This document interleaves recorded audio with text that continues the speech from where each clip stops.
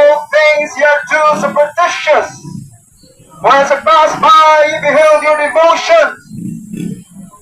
I found an altar with this inscription, to the unknown God, whom therefore ye ignorantly worship, and declare unto you, God that made the world and all things therein, seeing that he is Lord of heaven and earth, dwelleth not in temples made with hands. Higala ningo ng Biblia, nga atong Diyos wala nagpuyo sa building. Ang atong tinuod nga Ginoong buhing Diyos wala nagpuyo sa mga building nining kalibutan na higala. Kaya ang atong Ginoong Jesucristo na pagikan sa mga patay o nilingkod ngadto sa tao sa Diyos samahan nga makagagahom sa tanan.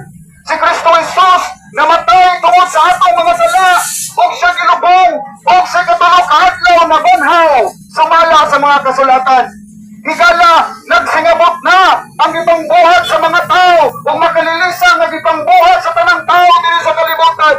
Ang Biblia nagingon sa 2 Timothy chapter 3 verse 1 to 5, this know also that in the last days perilous time shall come, for men shall be lovers of their own selves, covetous, boasters, proud, blasphemers, disobedient to parents, unthankful, unholy, without natural affection, truth breakers, false accusers, incontinent, fierce, despisers of those that are good, traitors, heady, high-minded, lovers of pleasures more than lovers of God, having a form of godliness, but denying the power thereof.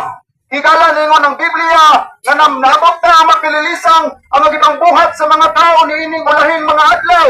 Nga naman, kaya tanang tao nahigugma silang salapi, nahigugma silang kaugalingon, nahigugma silang religion o silang relihiyon, pero wala na nahigugma sa tong Ginoong Jesucristo.